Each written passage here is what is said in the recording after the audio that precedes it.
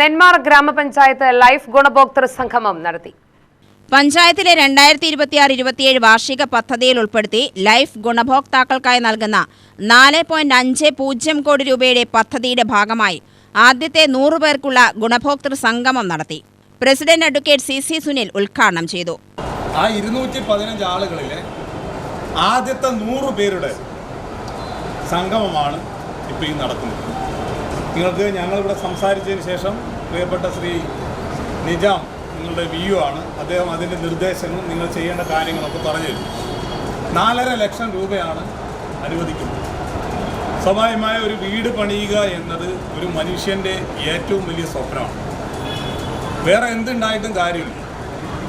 വേറെ എന്ത് നമുക്കുണ്ടായിട്ടും കിടന്നുറങ്ങാൻ നല്ലൊരു വീടില്ല എങ്കിൽ അത് വലിയൊരു ദുഃഖവും വലിയൊരു ഭാരവും ഒക്കെയാണ് സാധാരണ നമുക്കൊക്കെ ഉണ്ടാക്കുന്നത്. പ്രത്യേകിച്ച് കുട്ടികൾ വളർന്നു വരുമ്പോൾ, പ്രത്യേകിച്ച് പെൺകുട്ടികളാണ് വീടുകളിലുള്ളതെങ്കിലൊക്കെ സുരക്ഷിതമായൊരു ഭവനം എന്നത് എല്ലാ രക്ഷിതാക്കളുടെയും എല്ലാ അച്ഛനമ്മമാരുടെയും സ്വപ്നമാണ്. ഇന്നത്തെ കാലത്ത് വീടുണ്ടാക്കുക എന്നത് വലിയ ചെലവേറിയ ഒരു പരിപാടിയാണ്. ഇന്ന് നമുക്കറിയാം, ഈ തരുന്ന 4.5 ലക്ഷം രൂപ കൊണ്ട് നിങ്ങൾക്ക് വീട് പണി പലർക്കും പൂർത്തിയാക്കാൻ സാധിക്കില്ല എന്നറിയാം.